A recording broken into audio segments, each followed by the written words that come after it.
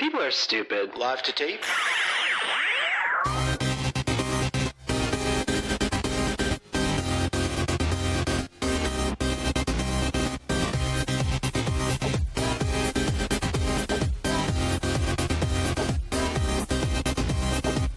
Welcome to Millennial for 21. Man, I'm Andrew. I'm Laura. And I'm Pamela. And joining us on the show again this week is Marc. Welcome back, Marc. Hello, friends. Hey. Thanks for being here. Anytime. Is this the first time you and I have podcasted together? Maybe the second? No, we talked about the Claremont. Oh, of course. Yes. Yeah. Can never forget the Claremont. That Yep. abhorrent place has unfortunately come up on the show like 4 times now. It's magical. I mean, It's part of the Atlanta experience. well, beer cans. Whole beer cans. Crushed. It's good to have you back. We have a relaxed show today, I would say. We're recording on Memorial Day weekend. Everybody have a nice holiday weekend?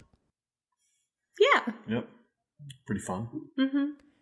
Had a party at my place. I was just telling Andrew about a minute ago. It got a little loud. Lots of Guitar Hero. Lots of Guitar Hero. We have a friend who laughs like Seth Rogen. Oh, God. So, That's him. but we had a lot of fun. I saw Deadpool 2, finally.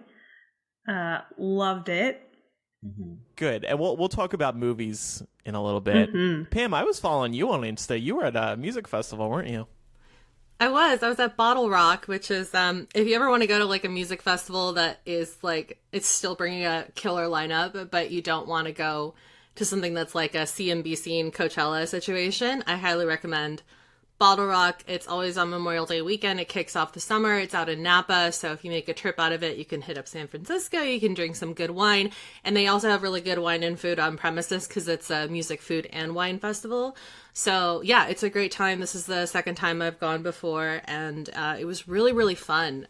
They had a bunch of really great artists on there. But my favorite sets were Bleachers and Bruno Mars.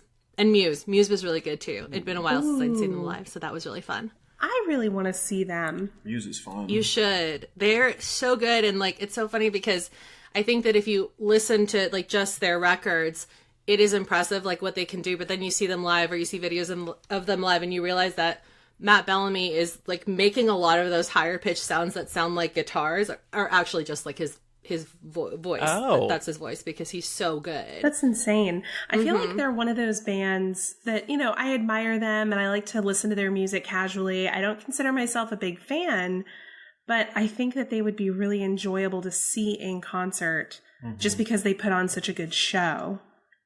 They definitely do that. And also, like, for somebody that's maybe not really into alternative rock, like Bruno Mars is the same way.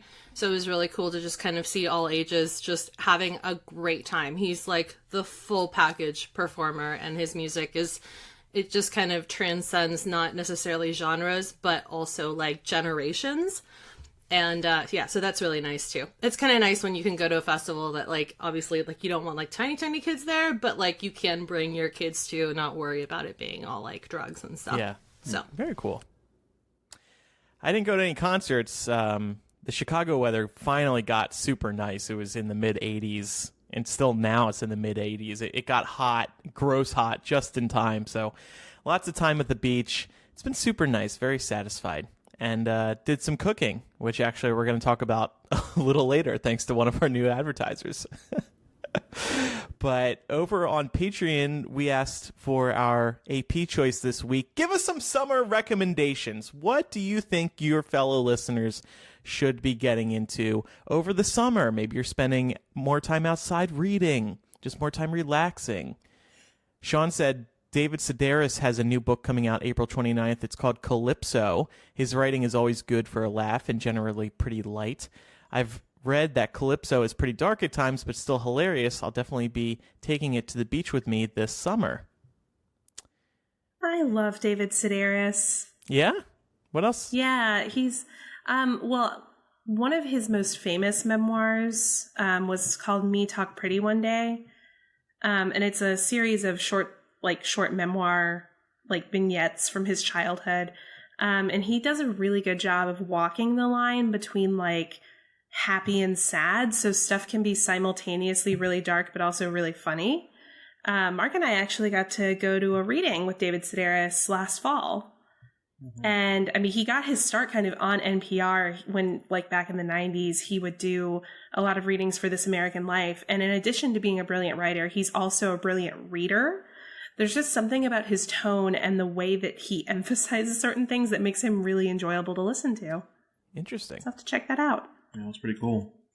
Zach says, binging Crazy Ex-Girlfriend, The Expanse. He also recommends both the book and TV series, which is moving to Amazon, by the way. They saved it. And music-wise, he says, Dirty Computed by Janelle Monáe.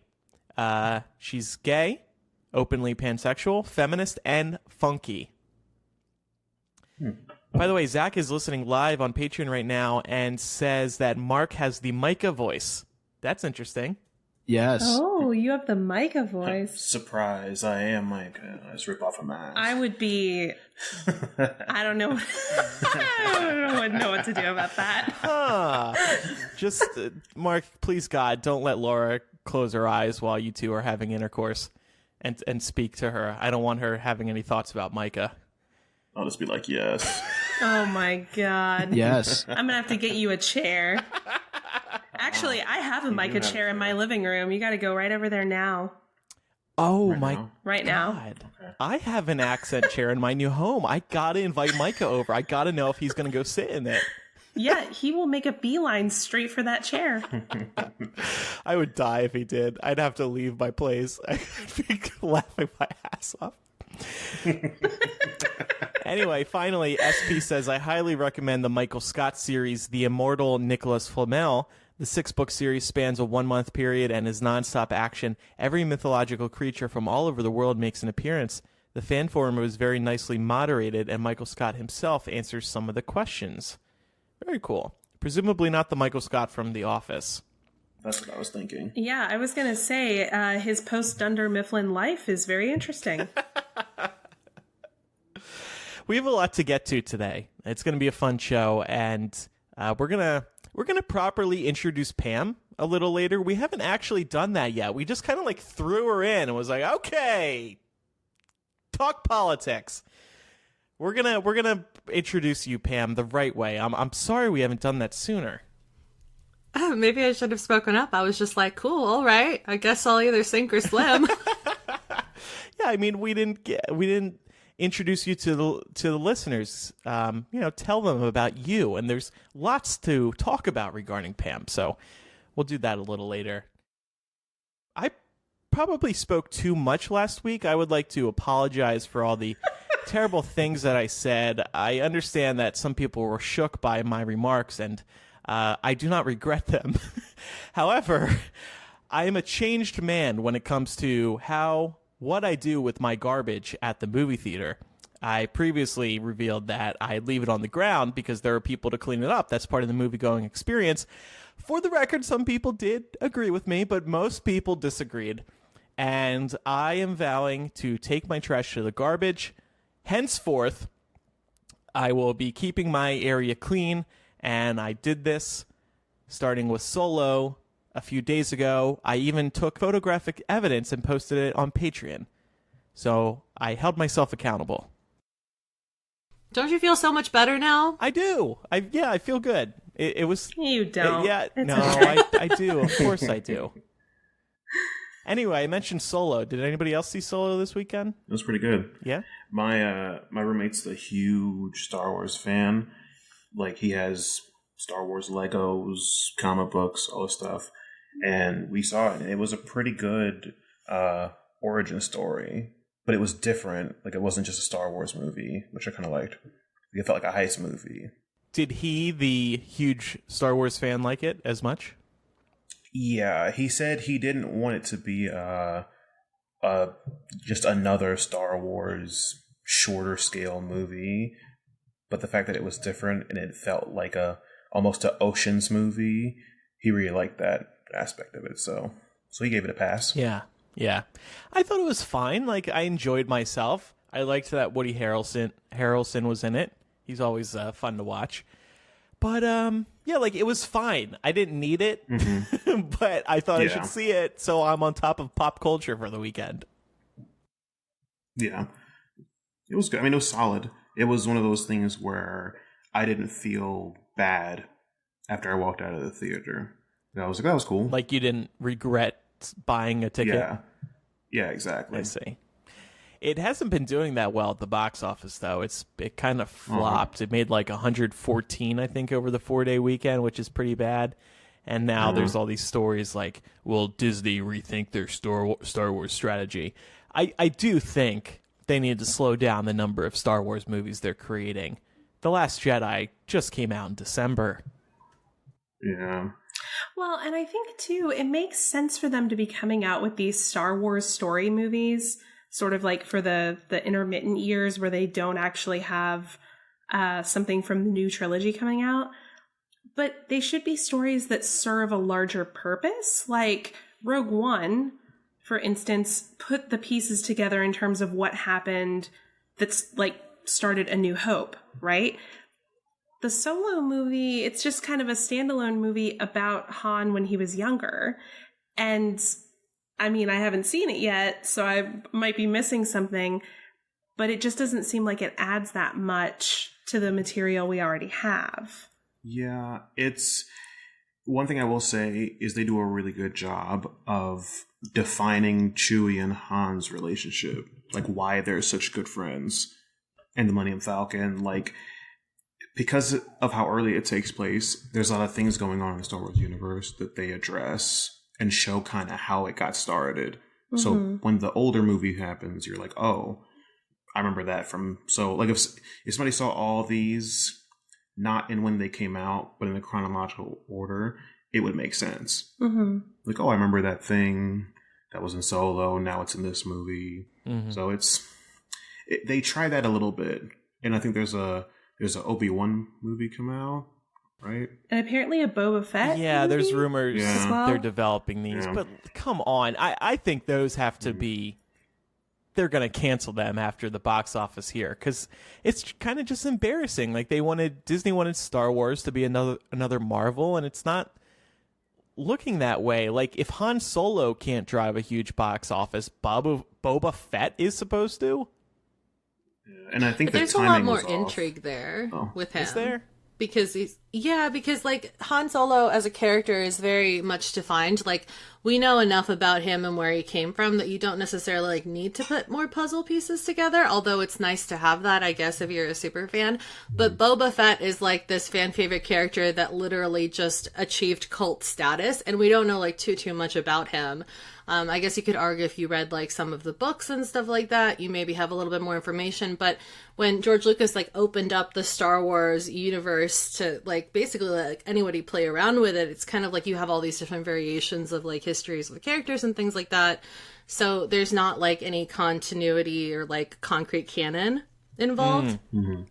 I don't know. Yeah, because I know before the Disney deal, there was a whole like Star Wars Legends canon, and then once Disney bought them, they recanted all that, and they were like, that's not around anymore. Mm-hmm. Now everything's different, and they take some things from Legends, but it's not. Legends is no longer canon. Like in Legends, there was an issue where Han and Chewie crash on a planet, they live out their life there, and then thousands of years later, it turns out that planet is Earth, and then Indiana Jones finds the Millennium Falcon. So, like, so that never happens, because that's just... Yeah, that sounds much. Like a Reddit, like, crazy fan theory. It does, right? Yeah, exactly. Mm-hmm. I think, too, the timing of when this movie was bad, because Deadpool is out. Right. So, and Avengers only came out a month ago. Yeah, exactly. It like Marc was saying, though, it is interesting to see the early days of Han and Chewie. You see when their very first encounter with each other, which is fun. You also find out how Han got his last name, and it's kind of stupid. Like, I think it's going to be a running joke on the internet for a while. Did you like that, Marc? Don't spoil, but not really. I don't want to spoil it, but yeah, I wish he would have done something about that, or like said something. Yeah. No. Anyway, and Laura, you saw Deadpool. Yes. Fucking funny, right? Yeah, I loved it. So I'm not going to give any spoilers here, but for those of you who've seen it, there's that opening scene that involves a gift exchange, and Marc actually saw it before me, and he was like, yeah, so there's going to be one scene at the beginning where there's a conversation that happens that is verbatim a conversation you and I have had. And I was like, what is he talking about? And then it happened in the movie, and I laughed just a little too hard because I was like, oh shit, he wasn't kidding. And I was seeing the movie with my dad. And I'm sure he was like, why is she laughing this hard at this joke? That's amazing. It was good. I loved it. I loved, especially, again, it's not giving a spoiler to say that they took some shots at the various superhero studios, which was really, really funny, especially if you've been following any of the bullshit that is Marvel versus Fox, and then also there's some shots at the DC universe. Right. So that was all a lot of fun. Yeah. I was laughing hardest in my showing of it. I was just having a ball. It was so good. The lines in that movie were great. My favorite scene was when the X-Force comes into action. That parachuting scene, that killed me left and right. Oh, Peter. Oh, Sugar Bear. Oh, so good. Anyway, on to some other stuff now. Wanted to let everybody know that we're putting into action a new plan for the show in which we bring on an entirely new guest once a month. We're going to have on different voices who can contribute different thoughts on the world, those with different expertise, maybe even some of you who we deem worthy of coming on the show. But it'll be a fun way to shake up the show, right, Laura? I think so, definitely. And actually, I wanted to announce that next week we have another guest joining us, friend of the show, Sarah Steelman. And I'm very proud to be calling her Dr. Sarah Steelman because she just finished her PhD. And so she is going to be coming on to speak with us about her dissertation topic, as well as how that topic is relevant. Very cool. In today's world with our current news cycle. And it's very relevant. Yeah, exactly. We're hoping to have on relevant guests like her who can contribute, bring on new millennial perspectives. Or younger, or older. We'll see. Everyone's a millennial at heart. Yeah. Oh, yeah. Well, at the end of each guest segment, we can decide whether we deem them a millennial at heart or not. Oh, I see. But speaking of guests and contributions, Marc, you wanted to talk video games at E3? Yeah, so E3 is going to be happening pretty soon, next month, and it's basically Video Game Christmas because all of the announcements and systems and games are announced at that expo. So I'm just going to go over anybody had any predictions or things they were excited about. Mm-hmm. I mean, I was talking to you about this today, so I can share mine if you want, or you can share yours first. Well, mine is I really want Smash to be announced, the release date soon, because they had the trailer. People were super excited about that. There's rumors of a Pokemon game coming to the Switch. So I'm pretty, I wish. I can't wait. And is that, just to clarify, is that Smash for the Switch, or is it just a new... So there's no... The jury's out on that. So, okay. People say it's going to be a new Smash, but some people are like, oh, it's just a port. So... Oh, okay. So we'll know for sure June 12th, I think. Mm-hmm. They're having a tournament and something. And in case anyone doesn't know, the long title is Super Smash Brothers. This is the classic Nintendo game that started with Nintendo 64, I believe, and it's just been a fan favorite every time. The Switch has Nintendo has ported a bunch of games from Wii U to Switch, so it wouldn't surprise me if they ported the Wii U Smash Bros. To Switch, but added a ton more to it. I'm hoping for an entirely new one, though. Yeah, and they're putting a lot of energy behind this. There's going to be a tournament at E3 for this game, so like in my head, I wouldn't do all this if it was just a port. Right. But who knows? Nintendo's weird like that. They're amazing, but they do a lot of weird stuff. And that the rumors of that Pokemon game. Oh my god, I'm so excited because obviously, Nintendo has killed it with Zelda Breath of the Wild and Super Mario Odyssey. Presumably, they'll kill it again with Smash Bros. And they've got a bunch of cool titles coming out this summer, like Mario Tennis and Captain Toad Treasure Tracker. I think they will they're putting all their resources into Pokemon and they'll blow us away. Given the popularity of Pokemon Go, they can now bring Pokemon Go's runaway success to their own console. Like, hell yeah, they're going to take hold of this opportunity.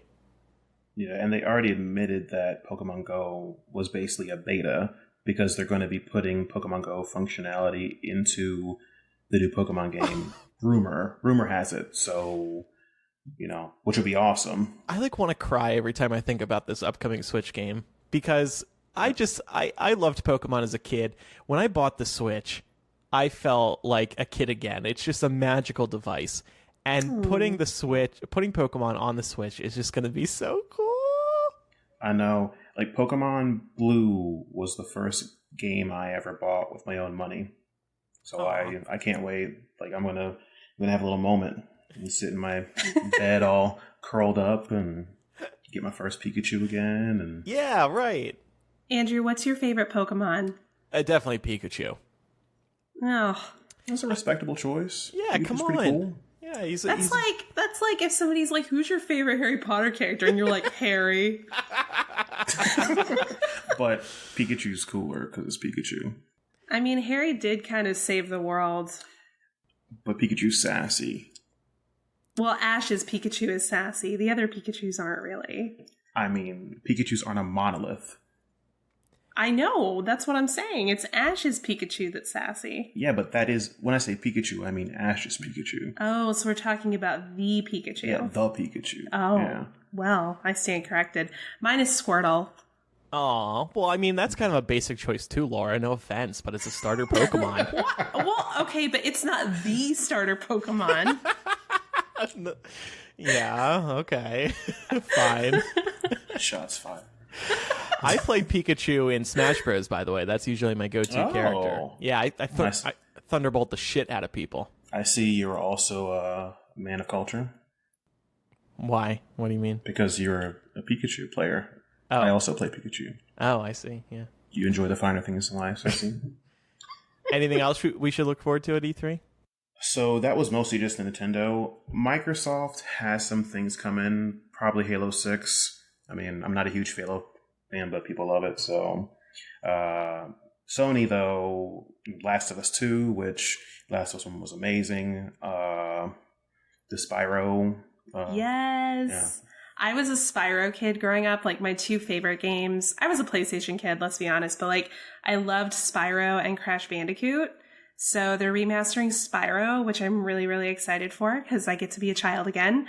And there are rumors, apparently, that they might be redoing Crash Team Racing. Yeah. But nothing's been confirmed. So people are, I guess, hoping that they're going to drop something at E3 or give us some kind of hint that it's coming. Yeah, like a trailer or a teaser. Yeah, because they did a really good job remastering the first 3 Crash Bandicoot games last summer, and they just packaged them on the PlayStation Network. It was awesome. Mm-hmm. So that's what I'm keeping an eye out for.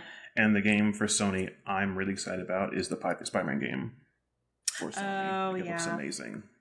It's an open world, all around New York, swing around. It's pretty great. Miles Morales is in it, yep, which is cool. That'll probably be the next big game on PS4 I obsess over. Mm-hmm. Like September 7th, I think. So okay, cool. No more Grand Theft Auto, Andrew? No, that was short-lived. I stalk Andrew on PlayStation. It's fine, guys.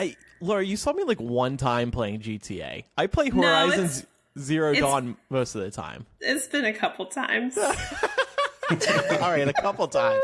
But I really don't play it anymore. I'm always playing Horizon Zero Dawn. I don't know if you could see how often I play games on there through your view, but... No, it only shows what you're playing and when you're playing it. Yeah. Like, you couldn't look at your history. Okay. If I could.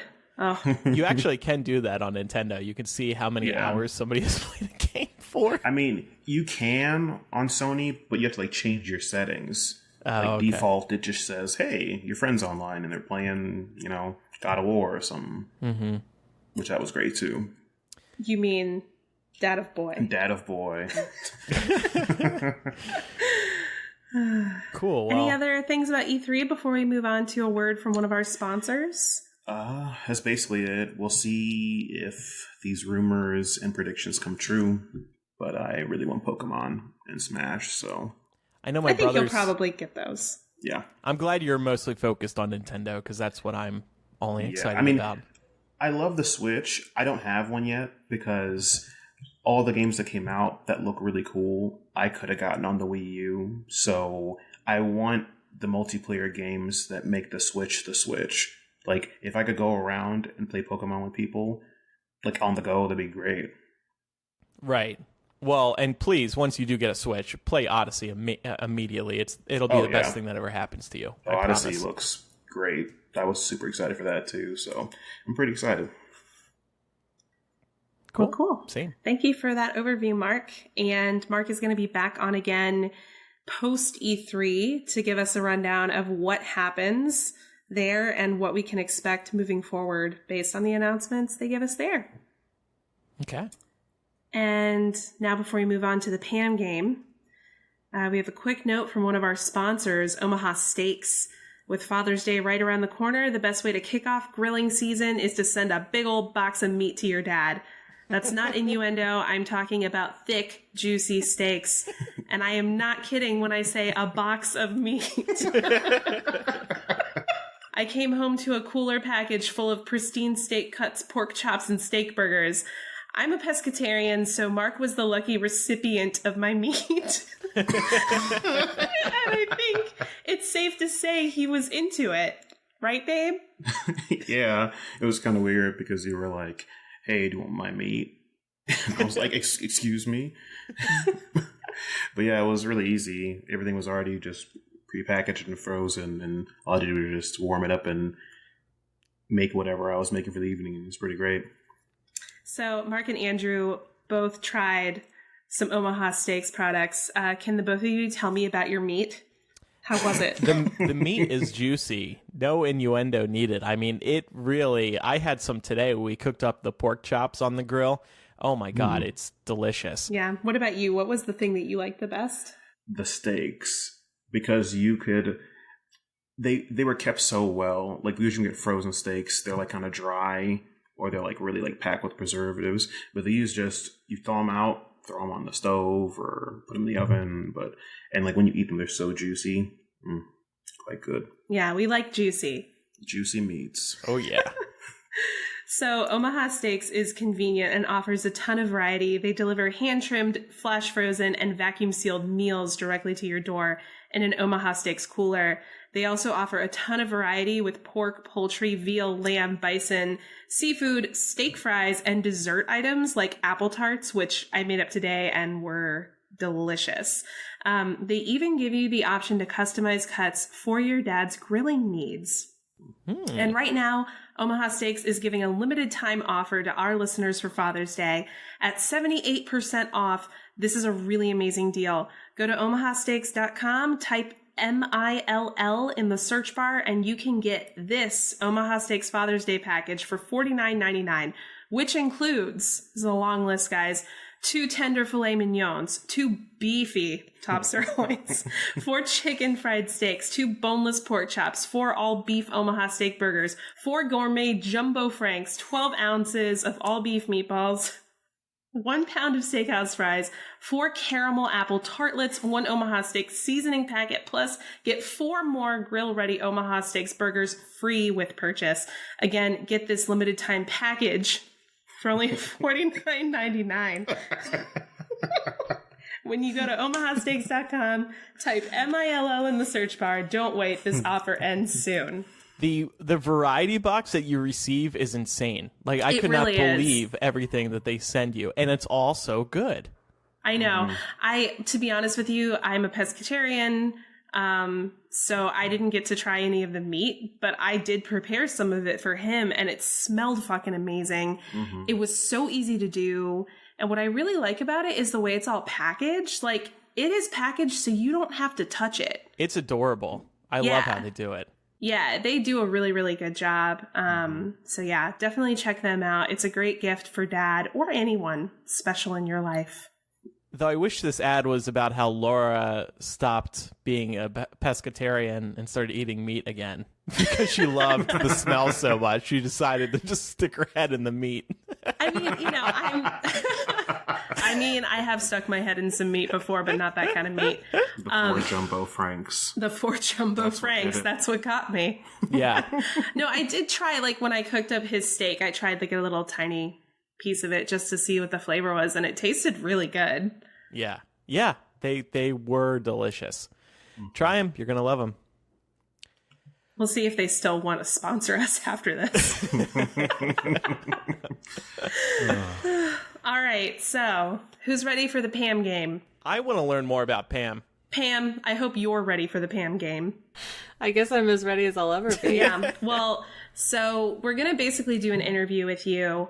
But we decided that we're going to specifically ask you these terrible, quote unquote, unique interview questions that employers are using to try and seem cool and hip with the kids.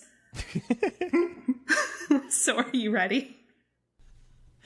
Do you know, I glanced at these. This is not even the weirdest thing I've ever been asked before in an interview. That's so impressive. Yeah, that's the thing. It's like, I feel like so many companies, in an effort to appeal to millennials, are asking these ridiculous questions. Do you know, the real test is like whether or not you can keep a straight face while answering I them. agree. So really, this is how everyone, like all of our listeners, they're going to get to know you, because they're going to get to see how the fuck you answer these. I don't have answers for most of these. So Good hats luck. off to you, Pam. Good luck. All right. The first question. Are you more of a hunter or gatherer? Oh my god.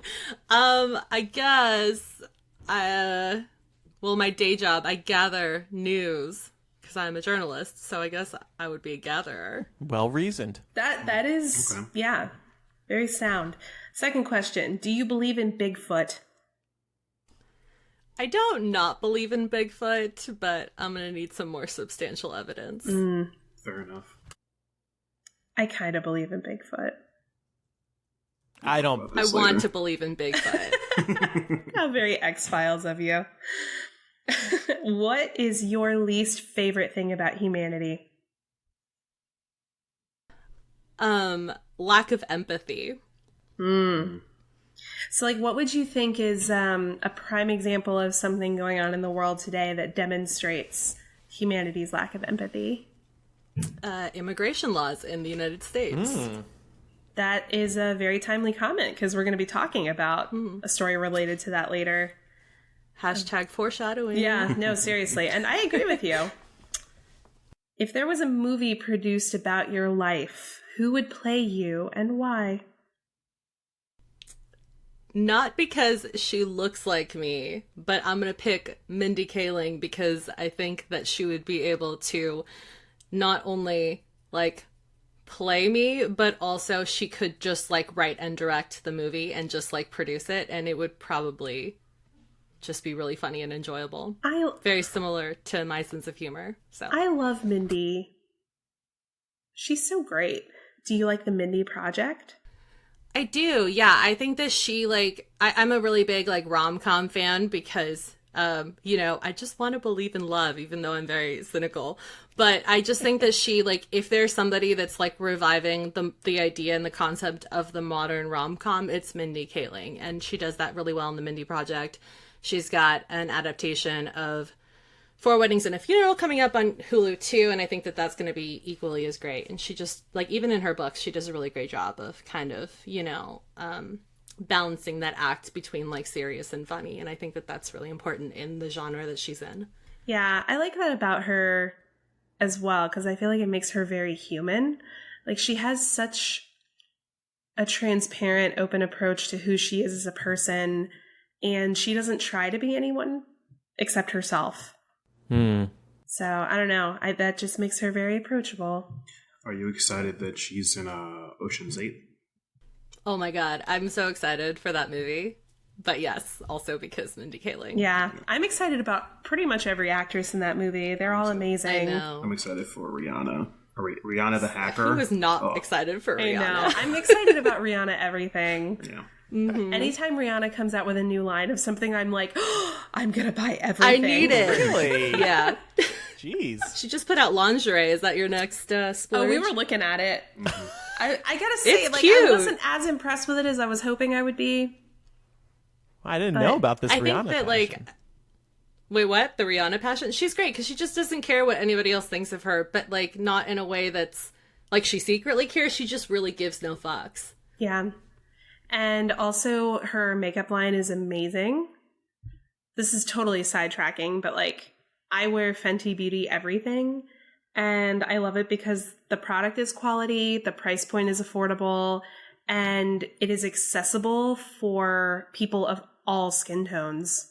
Like, I'm not exaggerating when I say that. And they're not sponsoring us. I'm just saying that I love them. Anyway. But also, Rihanna, if you want to sponsor, hit us up. Pam is like, if you want to sponsor, please just give me a call. Email We'll do an me and only interview. me. Exactly. I would share with Laura. Actually, if Rihanna could sponsor my life, that would be... That would be That'd be good. She could cool. be like your life coach too, and you could just learn how to, be Rihanna. How to It'd be not- great. I would take that class. How to not give a fuck. Like, truly not give a fuck. I don't give a fuck, but she's on a whole other plane. Anyway, so Pam, back to you. What was the last gift you gave someone? I gave my brother. I'm giving him a crock pot today. It's his birthday. Aww. Yeah, I think that's how you know you're becoming an adult, when you start gifting appliances. Yeah. Did he ask for that, or did you just think that he needs it? No, he kind of I bought him a knife for Christmas, like a cooking knife. A really nice Wusthof knife for any of you guys that are, cooking fanatics. 8 inches, chef knife. Really good to have in your arsenal, but also very expensive. But he's moving out to Portland to finish up university, so his apartment's going to be unfurnished, and he definitely needs the things. Yeah. I feel like those are the kind of things people don't think about when they're buying housewarming gifts, too. Like, nobody thinks about the practical, unsexy things. Right. Yeah, like vacuum cleaners. Yeah, exactly. Or, I mean, honestly, like, I don't consider crock pots to be terribly sexy, but I fucking love my crock pot. Yeah, or like a standing mixer. Mm-hmm. Ooh, What's that? that's nice. Marc just said, what? What is that? It's like a beater, but it's like really big, and you can like make you can bake with it. Basically, like you put batter in there, and it makes baking really easy. Oh, You can probably do a lot of other stuff with it, with like different attachments and stuff like that. Like you can use it to make sausages if you buy like the meat grinder attachment. You can use it for all sorts of things, but they're also very expensive. oh, okay. All right. I thought it was like a sound thing, a standing mixer. It kind of sounds like A standing mixer. Yeah, it sounds like an AV thing. You think you're going to have, like, DJ Khaled in the living room? Like, More of a Deadpool guy, but more of a I dead wish I it mean, was. I Dead wish it was Mouse. that cool. Sort of like a standing desk. Now that you can mix more healthily by standing instead of sitting. exactly. There you go. All right, Pam. You're a new addition to the crayon box. What color would you be and why? Some variation of purple, because I really like purple. It's a good color. Your everything is purple. Speaking of your Instagram, you write in purple on know. there, don't you? I do, because it's my favorite. It's like my little signature. I don't know. I think I just do it because I can't decide on another color. I'm like, purple's great. I like it. I also am a really big fan of like the typewriter font on Instagram, as I'm sure you noticed. I've just like streamlined my entire story process, and it makes uploading easier. I don't have to think about it. Do you know how long it takes to like, if you're like sitting there like, I'm going to choose fonts for like a half hour? Nobody has time for that. Yeah. All right. If you were a pizza delivery person, how would you benefit from scissors? What? Oh my god. I feel like the right answer for this would be like, oh, it's nice to be prepared in case your customer needs scissors for some reason. Or needs but murdering. I was going to say I'd probably use it to slash the tires of really rude customers. That I'd is be like the a right pizza answer. person vigilante. So you'd only slash people's tires who didn't make the cut. Oh, there it is. Yeah. There it is. All right. Would you rather fight one horse-sized duck or 100 duck-sized horses? Oh my god, I'm visualizing this and it's like really terrifying. I would fight one horse-sized duck because that's just one.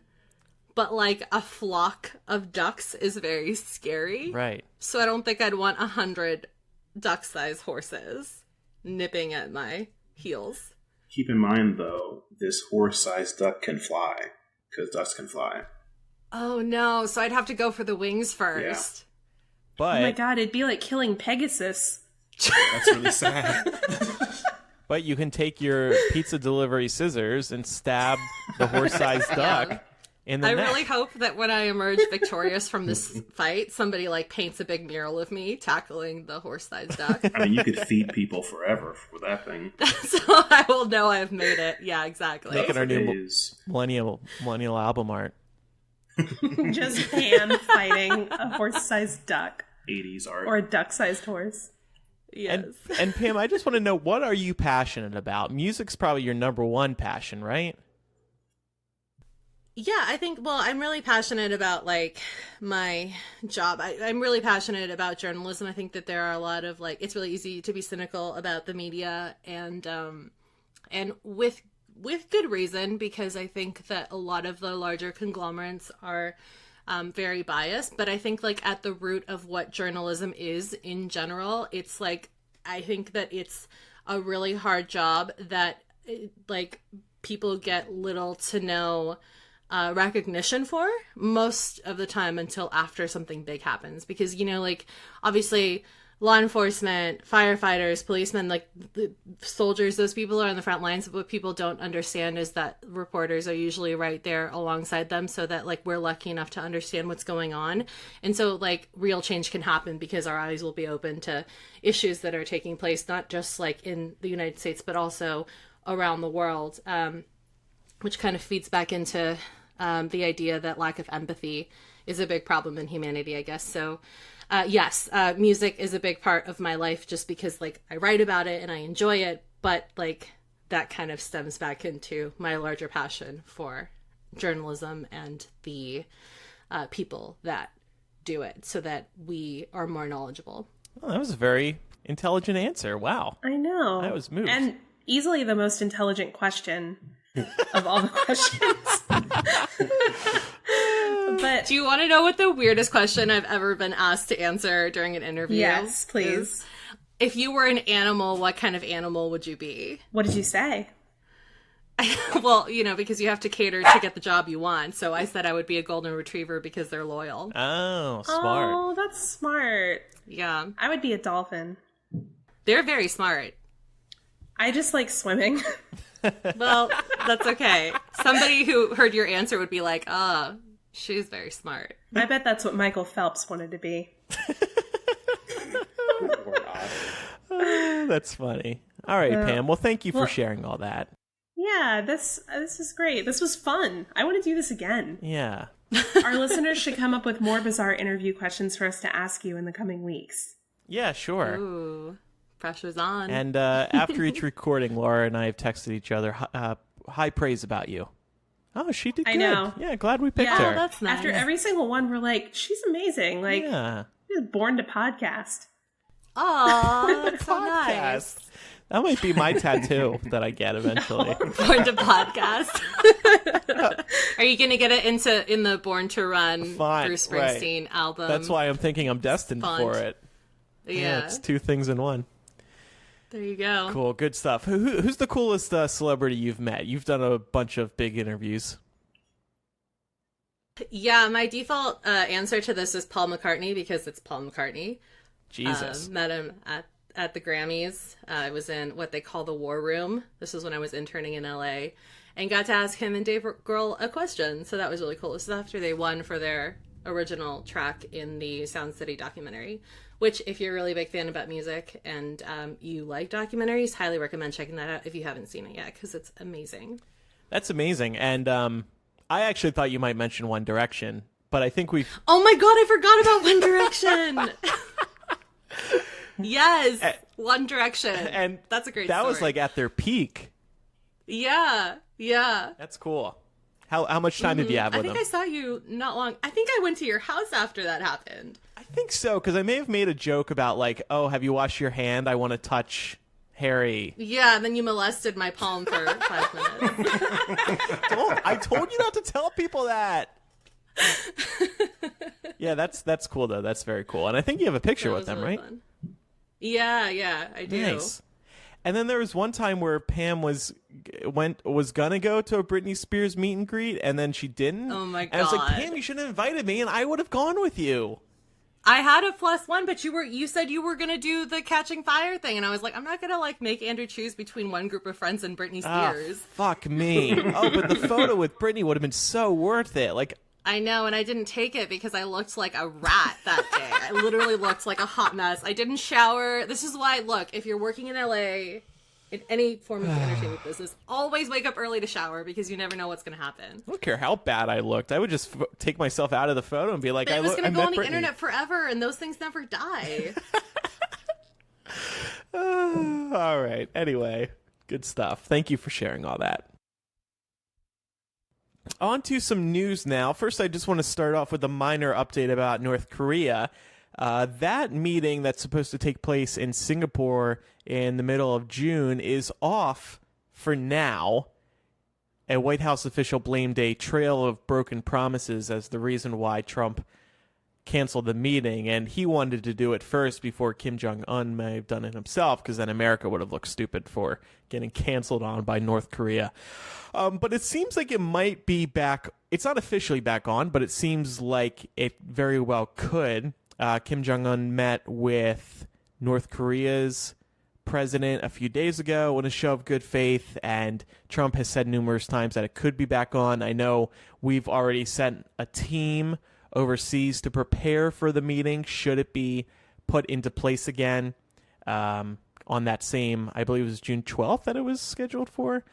So watch this space. We'll see. It'll be a very important meeting and an iconic meeting should it pan out. And you're just turning it into reality TV. Yeah, but like, not on tune purpose. in on the series finale or the season finale of The Presidential Apprentice and see if they actually meet with North Korea. Like, shut the fuck up. I want this to be more The Bachelor style. Will they, won't they? Will Trump... Hidden torrid romance. Trump give him a rose. Exactly. They're going to go off to a romantic getaway in Singapore. And then they're going to watch E3 together. Perfect. Oh my god, Nintendo launched a Pokemon game. So that's all I wanted to say about that. But Laura, you know what I keep getting pestered with? Fucking emails in my inbox about new privacy policies. Can you please explain what's going on there? What Andrew's talking about here, and as I'm sure many of you at home are experiencing, you're getting a lot of emails from various subscription services that you might have, or just even other companies that have access to you and send you marketing materials. So GDPR, or the General Data Protection Regulation, was just put into effect last week in Europe. This is basically a set of new regulations that dictates when and how companies can contact you in an effort to better secure people's privacy. Now, even though this is only happening in Europe, it is impacting us across the pond, and I think it's impacting people all over the world, mainly because since we're in such a global economy now, you can't very well pass a regulation like this on one continent and expect it not to impact other continents. Services like Facebook have actually already received lawsuits as of Friday because they weren't completely GDPR compliant. So there are just a number of things that companies have to do in order to be prepared for GDPR. One of those things is they have to actually have a place that states what data they're maintaining and where it's stored and who it goes to. So that has to be publicly available. It also has to be easier for people to opt out of these kinds of services because GDPR holds permission to be a very important consideration. So you can, like, no longer, you can't just put somebody on a mailing list in Europe without their consent. You actually have to be able to prove that that person wants to receive your materials. And there are some hefty fines that are associated with not being GDPR compliant.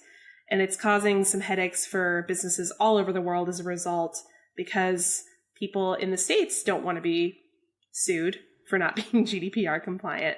For the most part, I feel like I know a lot of people in the tech industry who are just like, this is fucking terrible. It's making our lives hell. Yeah. And then I know for the consumer, they're just like, why am I getting all these fucking emails? Yeah. Like, I feel like my inbox is just entirely, our privacy policy has changed. And for organizations that have not changed their privacy policy, they've actually started blocking European IP addresses from being able to access them. So like the LA Times was a prime example. They have not updated their privacy policy. So people living in the EU can no longer access the LA Times for now until they change their policy. So it's one of those things where it's like, you know, it's been in the works for a while. It's not been a secret that GDPR was coming. Places have had like over a year to be prepared for it. And it seems like some people did a better job of it than others. But I can also kind of understand why it might not have been priority. Yeah. It was priority number one. Do you have any, like, are you experiencing any bad effects as a result of GDPR? I mean, I know that Hypable, presumably it like maintains some kind of user data, right? No. No? No, Okay. we don't. I mean, we used to have accounts. We don't have accounts anymore. Okay. And our developer is over in the UK, so I think if he saw an issue, he would have done something about it. But yeah, we do. I mean, we have a newsletter. Does that count? But that's like voluntary sign up. Yeah. Unless you, like, the only time that wouldn't be voluntary would be if you created a list of people without their knowledge and started sending it to them. Yeah, right. That would be a problem. Yeah. Yeah, no, I don't think we do anything sketchy, and I just haven't really kept my eye on it because I didn't even know it was coming into effect until like a week or two ago when you started getting these emails. But you know, to me, it was a good time to clean out my services that I'm registered on. Like every once in a while, instead of deleting all of my daily emails that I get from all these different companies like I don't care about, instead of just deleting them, what I'll do is I'll spend that day unsubscribing in each email to try and flush out where my email address is, because you know we all get spam with stuff every day that we may have signed up a while ago for that we don't care about anymore. I recommend just picking a random day every once in a while, just being like, all right, today I'm not deleting the emails. I'm going through each one and I'm unsubscribing. So that's what this reminded me to do, because you realize how many things you're a part of that you might not use anymore. Yeah. I will say I've gotten several of these emails and I'm like, oh, I didn't even remember I had this. I haven't logged into that shit in like 10 years. Right. It's probably bad for these people for that reason too, because suddenly people are going in and deleting their accounts officially. Mm-hmm. Well, it's cheaper than being sued. True. You know, but I mean, also the other thing, I was reading a Forbes article about this. It does have some lasting repercussions in terms of how companies, particularly companies based in the EU, will have to change their advertising. Right. So the thing is, now that, you know, you can't just email somebody an unsolicited marketing email, you have to get really creative with your advertising and make things really flashy and shiny so that people want to sign up to get those emails. Right. So that's, I think, going to change the landscape of how that kind of stuff works. Yeah. Definitely in the EU, and then it'll probably have effects everywhere else. But Right. All right. Well, thank you for enlightening us. Sounds like we're through most of the storm in terms of getting notified. Yeah, in terms of that. But there's still, from what I understand, just like Forbes has a ton of articles about it, and apparently there are just a lot of people out there struggling with the switch. Yeah. Well, that's their fault. I mean, they had plenty of time. then again, it is all new, so. It's all new, and the thing is, it's very, like, we didn't get into the super nitty-gritty details here because it would take an entire episode. Yeah. There's just a lot that people have to keep in mind in order to be compliant. Mm-hmm. So, yeah. All right, well, in other overseas news, this was pretty tremendous. This is also something I really wasn't aware of until it came to pass. Ireland has voted decisively to repeal one of the world's most restrictive abortion bans, sweeping aside generations of conservative patriarchy and dealing the latest in a series of stinging rebukes to the Roman Catholic Church. So it turns out abortion was completely illegal over in Ireland. I did not know this. Did you guys? Mm-hmm. I did. Yeah, it's very Catholic. Mm-hmm. Very typical white male American, not knowing this was a thing over there. The yes camp took more than 66% of the vote to repeal the abortion ban, and turnout was at 64%, so pretty big turnout. The vote repeals the Eighth Amendment of the Constitution, which took effect in 1983, and it conferred equal rights on the fetus and the mother and banned abortion under almost all circumstances. Before the referendum, the government had pledged to pass legislation by the end of the year to allow unrestricted terminations up to 12 weeks if the amendment was set aside. Until this occurred, it ended an era in which thousands of women each year had been forced to either travel abroad or to buy pills illegally online to terminate their pregnancies. And that would risk a 14-year jail sentence. The government has said that the general practitioners, these are the doctors who are the first port of call for patients, will be asked to provide abortions, although they will still be allowed to consciously object to termination at their clinics. So, pretty striking and pretty impressive move over there by Ireland. Yeah, and I mean, just the overwhelming win. It's not like they won by the skin of their teeth. It was a landslide vote. Yeah. That just goes to show that this has been a change that people in Ireland have been wanting for a long, long time. Yeah. Those kind of margins don't come as a result of a social change that happens 1 or 2 years ago. This is probably something that has been stewing since that was all passed in the 80s.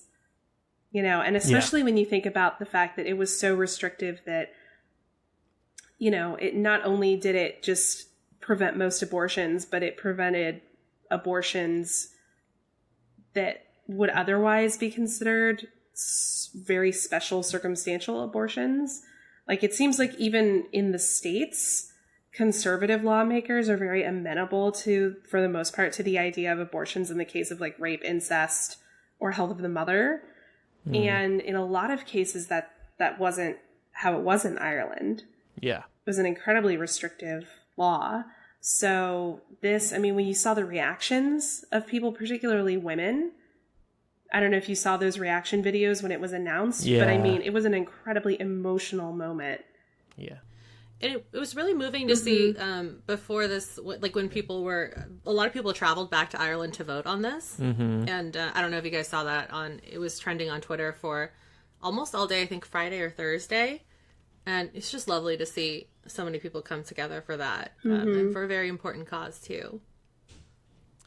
All right, we have more news to discuss today, but first, time for a message from another one of our sponsors. Are you tired of overpriced phone bills and a carrier that makes life difficult for you? We have a new sponsor who are so awesome. They are Wing. Wing is a digital phone carrier that is stress-free and saves you money. Truly. Yes, a phone carrier like Verizon or AT&T, except you'll actually enjoy dealing with Wing. First of all, they're cheap, and you get the same features as the big guys. Wing's average bill is only $35 a month. Compare that to your bill. I bet you're paying at least double, if not $100 or more. Most Wing users have switched from a major carrier and are saving over 30%. Plus, Wing uses the same cell towers as those carriers, so you get the same great coverage, but for less, no strings attached, no hidden fees. Here's how it works. You sign up, you pick your monthly plan, and then they help you switch your phone to Wing. It's very easy to do. They can help you do it online or over the phone. So let's say I pick the 2 gigabyte per month plan. That's only $27 a month and includes unlimited voice and SMS, HD voice calling, Wi-Fi calling, visual voicemail, tethering, everything. And then here's the fun part. Not only are the prices low, they can potentially get even lower for you because if you don't use all your data in a month, you get money back. So you only pay for what you use. Let's say you're on that 2 gigabyte plan and you only use 1.5 gigs. You're going to get a few bucks back. Then you can use it for Patreon, for Starbucks, for your next Nintendo Switch, whatever you want. I was talking to Wing's team, and they were telling me that a lot of people actually make a game out of this. Their customers try to see how much money they can score back every month. So they'll try to use as little data when they're not on Wi-Fi as possible. And think about it. You have Wi-Fi in so many places you go these days, like school, the gym, malls. Even in cities, they have public Wi-Fi now. You can actually stay on Wi-Fi most of the time, meaning that you can use Wing to help you get your monthly costs down. I want you to check it out right away. At least browse their site because it's beautiful. But to encourage you to sign up, we're going to get you a discount. You can get $25 off your first phone bill with Wing when you go to wingalpha.com, click Join Wing, and enter the promo code MILL. Just go to wingalpha, wingalpha.com, click Join Wing, and enter the code MILL. As in, you're going to save $1 million over your lifetime if you switch to Wing now. It's time to get a phone carrier that is actually nice to you. Try them. I really think you're going to like them. Very millennial issue, isn't it? Save money on your phone definitely. bill already. Yeah. Speaking of the phone bill, here's something that our phones, we do often on our phones. Instagram. They launched a mute feature. The mute feature has generally grown in popularity over the past couple of years. Twitter and Facebook have had these options for some time, and now Facebook-owned Instagram has joined the game. And by the way, I had noticed this a while ago. You've actually for a while been able to mute people's Instagram stories. Now you can mute their profile. So in other words, you won't have to see somebody in your feed. It'd be like unfriending them, except you're remaining friends. And they don't know that you muted them or not. Unlike friending, if you unfriend somebody, they're going to know. But this brings up a very millennial issue, the awkwardness of just deleting or unfollowing someone. Because there's drama around deleting a person from your friends, isn't there? And when you do that, you kind of risk creating some bad blood. Has anybody ever been in that situation where you've had to mute somebody over deleting or vice versa? I mute family on Facebook all the time. For politics or?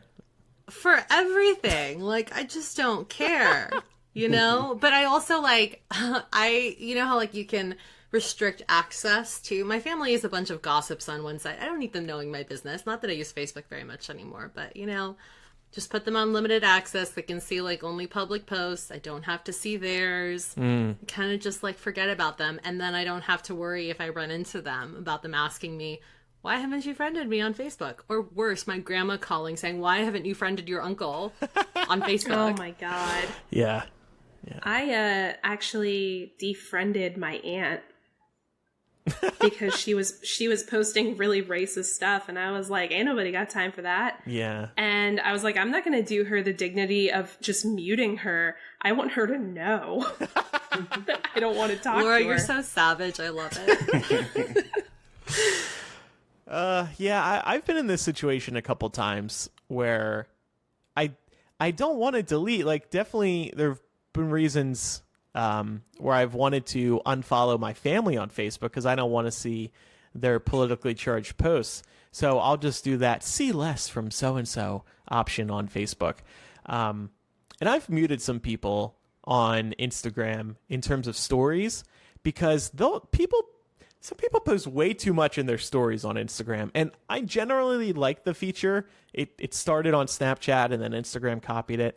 It can be fun, but some people just go overboard. Like, you could be tapping through 30, 40, 50 posts from somebody in a single day. And it's just like, I don't give a fuck to look at 30, 40, 50 of your photos.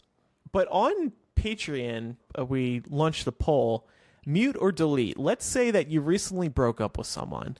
It wasn't a bad breakup, but you don't want to see their photos in your feed anymore. Do you delete and run the risk of drama, or just mute them? 16 people said delete. It's over. 14 people said mute. I don't want unfriend drama. And then another 14 said mute because I'll check in on their profile when I can. I feel like if there's no bad blood, I don't think there's any reason to unfriend. But maybe you don't want to see them in your feed because like it'll bring back old memories, or maybe... Yeah, well, that's why you unfollow them. Yeah, right. Or you mute them or whatever. Yeah. But what if it is a bad relationship? Oh, well then, yeah, obviously.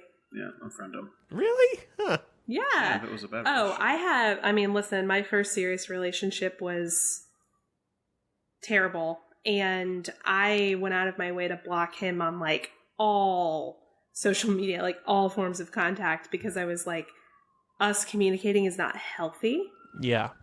Whereas like, I have a guy that I dated in college that I never talk to anymore, but we're still friends on Facebook. I don't look at his shit ever, and I doubt he looks at mine either, but we don't talk or anything. Yeah. Yeah. I've with my most recent relationship, I haven't unfriended or muted, but he also doesn't use social media much, maybe. I mean, there have been previous people I've dated who I've, like, maybe we had a falling out or something, so I stay friends, but I keep them muted or I unfollow them on Facebook because, like, not that I have lingering feelings, but I don't care what they're up to, so bye, but I don't want to make it awkward by unfriending. Out of sight, out of mind. It should make Instagram a little bit better to use. I really only use Instagram to stalk one particular person that I have a crush on. What? Mark, guess who it is? Oh, he knows. Oh, I know. Who is it? Same thing. It's Demetria Obilor. I don't know if that's how you say her last name. She's affectionately referred to as Traffic Bay. Traffic Bay? She is the traffic coordinator for a news station in Dallas, and she's amazing. And I love her, and I look at her pictures a lot.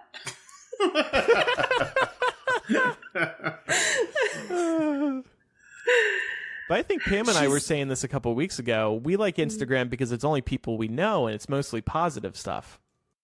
I mean, she's super positive. I mean, I definitely follow attractive people on Instagram too. But yeah, like, it's just mostly like aesthetically pleasing Instagram. Yeah. I never see anything on my feed unless it's like an ad. Then I go, oh, why is this on here? And then the ads are like getting so good that it's more like, oh, I want that. Yeah, right. Mm-hmm. Right. Yeah, they definitely track you from the web browser. Like, it's bad. Clear your cache and cookies. I have to unfollow popular personalities sometimes because they, oh my God, every other post is sponsored. Like the Queer Eye guys. I love this new Queer Eye on Netflix. It's fantastic. But my God, they've all got these sponsored deals. I'm seeing them talk about Whole Foods and Alaska Airlines and all these other things in like every other post. But they're just so adorable. Just don't read the captions. That's what I do. Oh, and here's the worst part.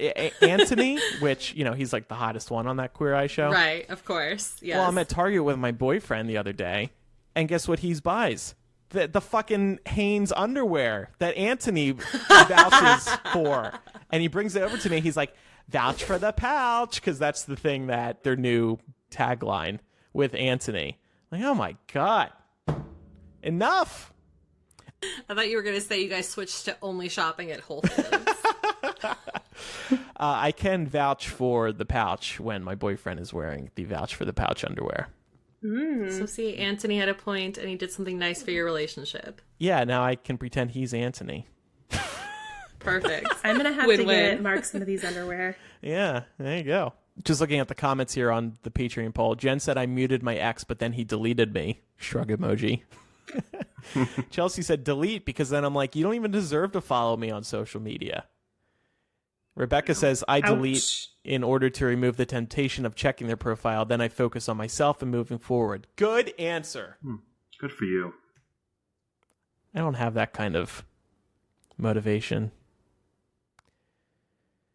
All right, what else is going on? We're moving on to a less happy news story. This dives into government inefficiency. So the government, specifically the Department of Health and Human Services, has, quote, lost track of 1,475 unaccompanied migrant children. So Steve Wagner, who's an official with HHS, testified that the federal agency had lost track of the children in a Senate committee hearing. Health and Human Services has argued that once the unaccompanied minors are placed with foster families, they are no longer legally responsible for them. So that's been HHS's whole argument ever since this story started making waves, is that, well, we place them with vetted families and they're good to go and we are no longer legally responsible for them. So I kind of wanted to talk about why this is a big deal. Since they're arguing that HHS placed them with vetted foster families, why would it be something that we would expect the government to follow up on? Does HHS follow up on cases of foster care like this for documented persons living in this country? To what extent is that similar or different? But there are a couple of points that we want to keep in mind. We committed to finding safe families to place these kids with. They are here without documentation. They're here on their own. They arrived at our southern border by themselves. So when we took them and we placed them in our foster system, we committed to caring for them.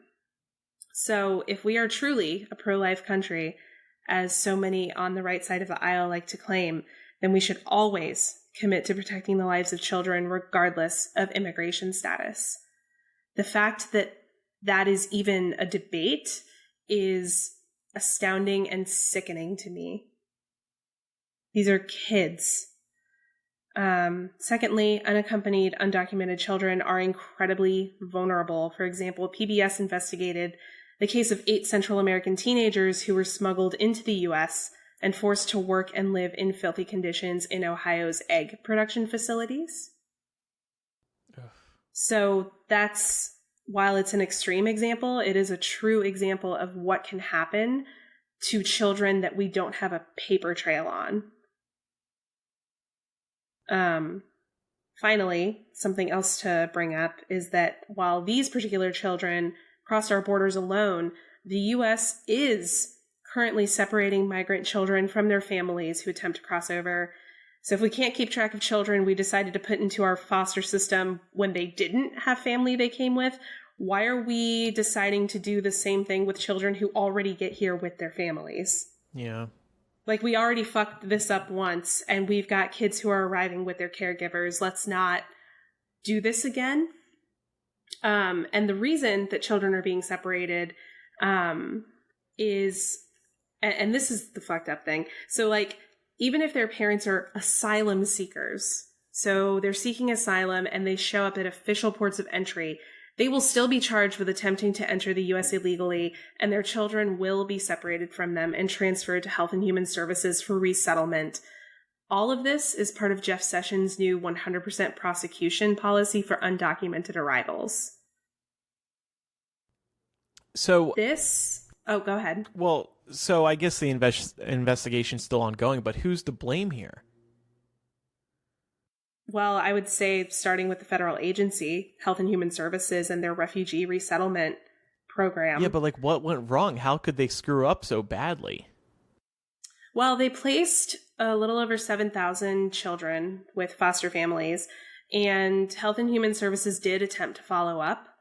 And most of them got back to them, but there was, over 1,000, like closer to 1,500 families that never did follow up. And we just don't know where they are or what they're doing. There's some speculation that some people might have declined to follow up due to fear of deportation, given the current practices being implemented by the Trump administration. In some cases, in a few cases, people were put into foster homes with family members that were already residing here. But for the most part, these children went to people who were completely unrelated to them. Jeez. So yeah, it's been a huge clusterfuck and an example of our lack of humanity. Because no matter how you feel about immigration, kids are off limits, right? Kids should be off limits no matter what your politics. Yeah. I mean, like, where's the responsibility for, like, the foster care system, too? You know? Mm-hmm. Yeah. That's the thing. Well, and I mean, foster care is a notoriously... so messed up. Yeah, it's an underfunded, overworked industry. There's not enough good people in it, and it doesn't get enough money. So you're deciding, okay, we are going to take our already burdened foster care system and add this to it and not provide any additional resources. And then we are going to wash our hands and absolve ourselves of all responsibility when it goes wrong because we don't think we are liable for these children anymore. Yeah.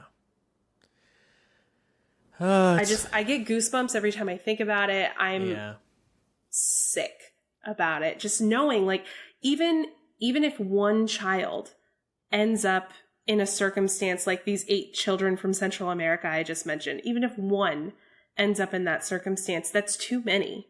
Yeah. So this is a really great opportunity for you to be reaching out to your representatives, to your elected officials, and telling them that you want to know where these kids are. Yeah. Put the pressure on them. Midterms are coming up and they fucking know it. Yeah.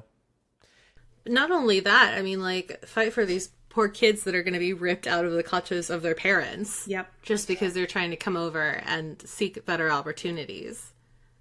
Yeah. Because that's inviting a similar situation to occur. It's almost guaranteeing that it will. It's It's inhumane. Yeah. Yeah. And it reeks of Germany pre World War II. And this is also like, the administration is saying that this is going to be a deterrent for people trying to come over. But what they don't vocalize is the fact that most people cross the border by themselves and leave their families behind. So how's that going to deter, like, a mother from coming over to try and make money so she can send it back to her kids, or like a father doing the same thing? Yeah, and it's a complete lack of empathy too. I think we used to live in a time where people wanted to turn a blind eye to the issues that are really causing all of the undocumented immigration that we see in this country. And they wanted to believe that it was people trying to take advantage of a system. But now we have people in power like Jeff Sessions who actually recognize that one of the overwhelming reasons why people come here is to flee violence and death and poverty. And his literal quote on this was, he was basically just like, well, it's not our fault those things happen, so you just shouldn't come here illegally. Yeah. And that just goes to show that you have no humanity. If that's how you feel, you have no humanity, you have no empathy, and you don't give a shit about anyone except yourself. So fucked. Yeah, so this is going to be another one of those watch this space stories. Yeah. All right. Well, we have a fun surprise bitch coming up. But first, it's time to tell you about our final sponsor of the week. They are Policy Genius. We've told you about them before. They are the go-to place for anyone searching for insurance policies of all types. You need insurance? This is the site. This is a huge no-brainer. We all need insurance for our home, our life, our health, our cars, even our pets. And Policy Genius is the way to quickly and easily compare quotes from the top insurers to find the best policy for you. It's so simple, and these guys have these guys also have a beautiful site. I've been using PolicyGenius.com to monitor car and home insurance rates, make sure I'm getting the best offer. It asks you a couple questions about what you're trying to insure, and boom, you're given a bunch of policy options from all the insurers you've heard of before. Why should you trust them? They have helped over 4 million people shop for insurance and place over $20 billion in coverage. Don't let insurance shopping suck anymore. Use these guys to make it quick and easy. If you've been thinking about getting life insurance, health insurance, car insurance, renter's insurance, pet insurance, go to PolicyGenius.com. It's the easy way to compare the top insurers and find the best policy for you. You'll be saving time, money, hassle, and it's free. I don't even know how they're paying us to tell you about them. It's free. Policy Genius, because comparing life insurance doesn't need to be a pain in the neck. Not a pain in the neck is today's edition of Surprise! Surprise, bitch! You like that, Pam? I do. That was me laughing. Oh, you like that, Laura? Do we have similar laughs? I think we do. I don't think I ever noticed. I think we have similar toned voices. We do. Yeah. Mark was just excited because he likes hearing the sound effects live. I actually kind of do too, Mark, so I feel you. Hey. Yeah, Mark, he's stupid. You silly boy. What? You're a bad boy, aren't you, Mark? Oh my. Oh, I mean, kinda. hey, Mark. Oh, How's it going? is this Matt, former Millennial host Matt? Oh my God, who is this? Wait, why are you in the surprise bitch forum? Did you sign up? How are you Who the doing, fuck Matt? is this? How are you doing, Matt? What's new? You're on with Laura and Pam and Marc. And My God, this is incredible. I can't believe, I never thought you guys would call me. This is crazy. Like, I stopped never listening thought to you'd you guys pick a up. long time ago, but yeah, I mean, I didn't know who this unknown number was, so oh my God, this is Well, I mean, crazy. you kind of don't have room to talk because I did try to call you last week without warning and you didn't answer. So Yeah, I don't answer from unknown numbers. I still there's people trying to come for me. yeah. So what's new? Tell us what's going on since we last spoke to you. What are you doing? Well, I had a couple bowel movements since then. I have definitely gotten that itch that Laura knows about, gotten rid of, so that rash is gone. Oh, good. Yeah, that one. So you took the antibiotics and you cleared it out. It's cleared. It's ready for a soft landing. And I mean, these are big issues that you're touching on, but how about the nursing thing? How's that going? Oh, apparently there's like a lot of science involved, and it's fun. It's a lot of fucking work, and I'm still doing it, so that's great. Good. I don't know why they're making it so fucking hard. Like, all I want to do is help people, and they're like, oh no, but you can't kill somebody, so you gotta know shit. Huh. Apparently, like that's a thing. That's a lot for them to ask of you, but Yeah. whatever. Like, did you know that, like, if you give somebody the wrong blood type, like, it could actually, like, hurt them? Matt, do you know what hospital you're going to be working at? UCLA. Okay. Avoid And UCLA. Cedars-Sinai. Avoid If I need Cedars-Sinai. a blood transfusion, I will not go there. Coming to a hospital near you. Yep. A lot of celebrities die at Cedars-Sinai. Maybe they're hiring a lot of nurses like Matt who are just fucking it up, getting the blood types wrong. Oh, the call ended. Thanks, Skype. Did he hang up? Nah, that's possible. I had a couple important questions for him. Hold on, we'll call back. Yeah, we weren't done with him yet. Hello? Why'd you hang up? Bitch, we weren't done with you. Who is this? Hey, I have an important question for you. If you were an animal, what kind of animal would you be? I would say a honey badger. Because it doesn't give a shit. Yeah, because honey badgers don't give a fuck. And And also, like, I don't know. They don't know how to be afraid. Would you be a horse-sized honey badger or a honey badger-sized horse? Oh, I would love to be a honey badger-sized horse. That'd be adorable. Okay. Who the fuck would want to be a horse-sized anything? What are you doing right now? You can't even get on airplanes. You're walking around. Where are you going? I mean, it's not about the destination, bro. It's about the journey. I'm actually walking my dog. Oh, okay. Yeah. Aww. Very cool. I've had a couple bottles of wine, so I need to. Oh, just a walk it couple. Just a couple. I mean, shit. It's only 5. Well, I see you're spending your time outside of Millennial wisely. That's very good. Well, I mean, I see you guys are spending your time wisely by recording a podcast. So how was your Memorial Day? Wow. We haven't been canceled yet. Nope. No, we haven't. That's great. Yeah. That's awesome. All right. Well, good Yeah. checking in with you. Be well. Good Yeah, luck I'm with glad the nursing thing. Thanks. Good luck with this podcasting thing you guys are doing. This Sure. is great. Thanks. And just one more time, we shouldn't go to UCLA or Cedar Sinai. Yes. All Or Kaiser. I haven't decided which one yet. Just avoid every LA hospital. Marc goes to Yeah, Kaiser. Oh no. Yeah, just take your vitamins, guys. Like, really. And get vaccinated. Is this what you're learning? Take vitamins and get vaccinated and everybody will be okay? So far, I've only been doing this for a year, so. All right. Thank you, Matt. We'll talk to you again You're sometime. welcome. All right. Love you. I mean, yeah, I love you. Love you. Love you guys. All right. Bye. He seems to feel like he's above podcasting now, but there's a lot of superficial people in LA who pursue a lot of nonsense, so I don't know what that's about. Oh, this is just Matt's way. This is just his way. That's how he tells us he loves us. Hard love. Yeah. Mm-hmm.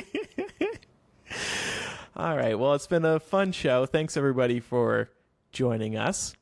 A couple plugs. Check out millennialshow.com. That's where you'll get everything you need pertaining to this program we bring to you every week. Also, we are supported by listeners like you. Patreon.com/millennial is where you can pledge and get access to tons of benefits instantly. Including things like Palace Intrigue, which we're kind of opening up right now to more than just a couple posts a month. We're going to just post random stuff there. A couple days ago, Laura and I were like, why are we posting stuff in the Facebook group? Let's just start posting it on the Patreon. Yeah, Adrian was like, they don't pay us anything. Yeah, where the fuck is the money from the Facebook group? These photos of my clean movie theater floor are valuable. So we're shaking up the Patreon, and we got some feedback from y'all, and we appreciate that. So more to come there. Marc, good having you on again. Good being here. Look forward to your post E3 report. I'm going to be E-rect probably during the Nintendo panel. So E-rect. You and me both. excellent. My kind of guy. Laura, you're going to have to put out for him that night because he's going to need a release after that. We'll see. It's okay. We could just smash. Oh my god. Yes. I'm muting this relationship. Oh, man. We got to get through that juicy After Dark stuff. Yes. Oh, right. Coming up in After Dark today, we have a couple of confessionals that are too juicy for the main show. We want to protect people's confessions. And we're also going to play some Google That Shit. It's been a while, and I became inspired earlier this week when I Googled, how often should I... And then I saw some autocompletes there. I was like, oh, I think it's time for Google That Shit again. So we'll do that as well. Yep. If you thought that Omaha Steaks ad was juicy, just wait. Just wait. Thanks, everybody, for listening. I'm Andrew. I'm Laura. I'm Pamela. And I'm Marc. Bye, everybody. Bye. Goodbye.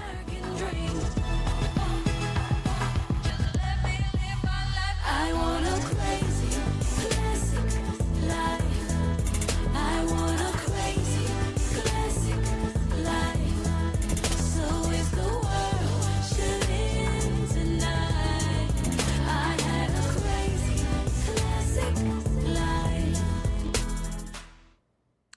Okay. Thanks, Pam, for that suggestion.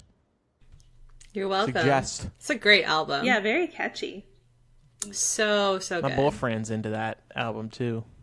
Oh my god, your boyfriend has great taste in music. It's like the spring into summer album. Oh, It's interesting. Great. Okay. Yeah.